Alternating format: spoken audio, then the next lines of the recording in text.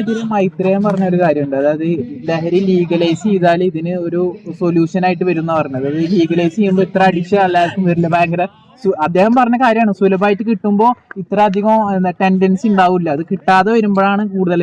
ഇത് കടകളിലൊക്കെ സുലഭമായിട്ട് ലഭിക്കുമ്പോൾ ഇത്ര അധികം ആളുകൾക്ക് ഇൻഫ്ലുവൻസ് ആവില്ല എന്നാണ് അദ്ദേഹം പറഞ്ഞ വാക്കുകൾ. അതിനോട് എന്താ പറയുള്ളത്? മൈത്രേയൻ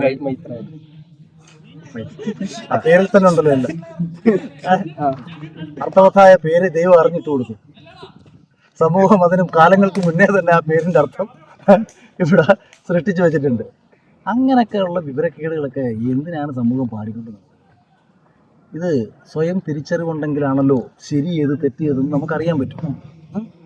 ഈ തിരിച്ചറിവ് ഉണ്ടാക്കി കൊടുക്കുകയാണല്ലേ ആദ്യം വേണ്ടത്. തിരിച്ചറിവ് ഉണ്ടാക്കി കൊടുത്താൽ മൈത്രേയൻ പറയുന്ന വർത്തമാനങ്ങളെ ഞാൻ യോജിക്കാം.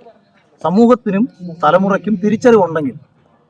കാര്യം പുള്ളി പറയുന്നതിന് ഞാൻ കുറ്റമൊന്നും പറയത്തില്ല കേട്ടോ. പുള്ളി പറയുന്ന ഒരു തലത്തിൽ, ഒരു ബോധതലത്തിൽ ഉയർന്നു നിൽക്കുന്ന ആൾക്കാർക്ക് മനസ്സിലാവുകയും അവര് ചിലപ്പം ഇതൊന്നും ഉപയോഗിക്കത്തില്ല. ഇപ്പൊ മൈത്രേയൻ മയക്കുമരുന്ന് അടിച്ചിട്ട് വീട്ടിൽ വെറുതെ ഇരിക്കും. ഞാൻ പറയുന്നത് ഈ മയക്കുമരുന്ന് അടിച്ചാൽ മൈത്രേയന് മര്യാദയ്ക്ക് നടക്കാൻ അറിയാം. അവിടെ മൈത്രേയൻ മൈരനായി മാറുന്നില്ല. പക്ഷേ മൈത്രേയൻ അടിച്ചു കഴിഞ്ഞാൽ മോശക്കാരനായി മാറുമോ ഇല്ലയോ എന്നുള്ളതാണ് പ്രശ്നം വരുന്നത് അല്ലേ? ഒരാൾ വീട്ടിലിരുന്ന് സോറി ഞാൻ നേരത്തെ ഒരു വാക്ക് പറഞ്ഞു, അത് അങ്ങനെ പറഞ്ഞില്ല. ഈ ഒരു സംഭവം എന്തുകൊണ്ടാണ് സംഭവിക്കുന്നത് പറഞ്ഞാൽ, നമ്മൾക്ക് ഒരാൾ ഇപ്പം മദ്യപിക്കുന്ന ഒരുത്തൻ മര്യാദയ്ക്ക്, ഇപ്പം നമ്മൾ എത്രയോ സർക്കാർ ഉദ്യോഗസ്ഥർ മദ്യപിക്കാറുണ്ട്. അവർ 2 പെഗ് അടിച്ച് വീട്ടിൽ പോയി മര്യാദയ്ക്കിരിക്കും. വേറൊരുത്തൻ അപ്പം ആ സർക്കാർ ഉദ്യോഗസ്ഥൻ പറയുകയാണ് എന്താണ് മദ്യപിക്കുന്നതിൽ കുഴപ്പം? മദ്യപിക്കുന്നതിൽ ഞാൻ ഒരു തെറ്റും കാണുന്നില്ല. കാര്യം ഞാൻ 4 ദൂരം മദ്യപിച്ചിട്ട് യാതൊരു പ്രശ്നങ്ങളും ഉണ്ടാക്കിയിട്ടില്ല. അത് അയാൾക്ക് ബോധം ഉണ്ടായതുകൊണ്ട്. അതേസമയം അയാളുടെ അയൽപ്പക്കത്തൊരുത്തൻ 2 അടിച്ചിട്ട് പെണ്ണുമ്പോളെ കുനിച്ചേർത്ത് ഇടിച്ചിട്ട് ഇയാളെ നോക്കി മുണ്ടോക്കി കാണിക്കും. അപ്പൊ അവനോട് പറയുക മദ്യം സുലഭമാണെന്നാക്കിയിട്ട് കാര്യമുണ്ട്. അപ്പൊ അവനെന്ത് ചെയ്യണം? അവനത് കിട്ടാതെ ഉണ്ടാക്കണം.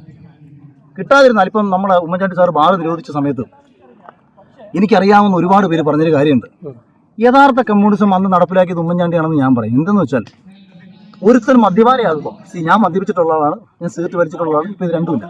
മദ്യപിക്കാത്തത് എൻ്റെ ശരീരം എനിക്ക് മദ്യത്തെ സപ്പോർട്ട് ചെയ്യാത്തതുകൊണ്ട് സിഗരറ്റ് വലി ഞാൻ നിർത്തുകയും ചെയ്തു.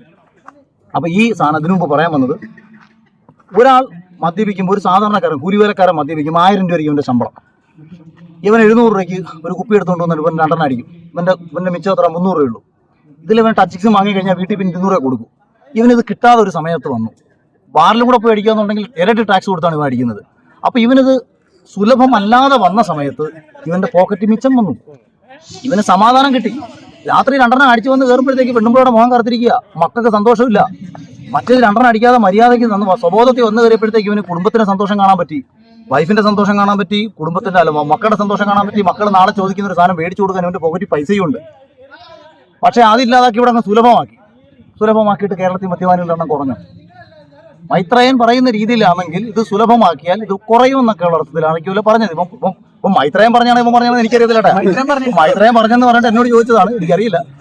അപ്പൊ ഞാൻ പുള്ളിയുടെ വാദങ്ങളോട് ഞാൻ യോജിക്കണമെങ്കിൽ കേരളത്തിലുള്ള ജനത എല്ലാവരും ബോധവാന്മാരായിരിക്കണം.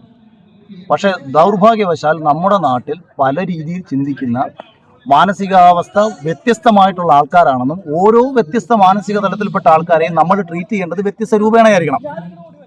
ഒരു കൊച്ചുകുട്ടി ജനിച്ചു കഴിഞ്ഞാൽ അതിന്റെ മുന്നിൽ പോയിട്ട് എന്നൊക്കെ പറഞ്ഞ് കാണിച്ചാൽ കുഞ്ഞിന് ചിരിക്കും. ഇത് കൊച്ചിന്റെ അച്ഛനോട് കാണിച്ച ഭ്രാന്താന്ന് പറയും. അപ്പൊ ഞാൻ ഒരു ആക്ടിവിറ്റി കാണിച്ചപ്പോൾ കൊച്ചു ചിരിച്ചതെന്ന് പറഞ്ഞിട്ട് കൊച്ചിന്റെ അച്ഛൻ്റെ അടുത്ത് പോയി കാണിക്കാനുള്ള ബോധമില്ലായ്മ നമുക്ക് ഉണ്ടാവരുത്. ഇത് തന്നെയാണ് എല്ലാ കാര്യത്തിലും. ഇപ്പൊ ഈശ്വരൻ ഒരാൾക്ക് ഒരു മാനസികമായിട്ടൊരു ധൈര്യം നഷ്ടപ്പെടുന്ന സമയത്ത് ഒരാൾ ക്ഷേത്രത്തിൽ പോയി പ്രാർത്ഥിക്കുന്നു. അതുകൊണ്ട് ആർക്കെങ്കിലും വല്ല ദ്രോഹമുണ്ടോ? ഒരു ദ്രോഹമുള്ള കാര്യമല്ല. അവന് മാനസികമായിട്ട് അവന് ധൈര്യമില്ല, അവൻ അവിടെ ദൈവം വേണം, അവൻ പോയി പ്രാർത്ഥിക്കുന്നു. അവന് അവിടെ പോയി പ്രാർത്ഥിച്ചപ്പോൾ ഒരു ധൈര്യം കിട്ടി, അല്ലെങ്കിൽ രക്ഷപ്പെടുന്നൊരു പ്രതീക്ഷ കിട്ടി.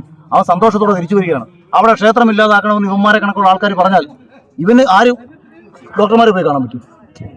ഞാൻ പറഞ്ഞത് ഇത് ആർക്കും ദോഷകരമല്ലാത്ത സിസ്റ്റം ഇവിടെ നിലനിൽക്കുന്നെങ്കിൽ അത് നിന്നോട്ടെന്നേ. നമ്മൾ എന്തിനാണ് അതിനെ ഇല്ലാതാക്കാൻ പോകുന്നത്? അതേസമയം വേറൊരുത്തിന് അവൻ ആരുടെയും സഹായം ആവശ്യമില്ല.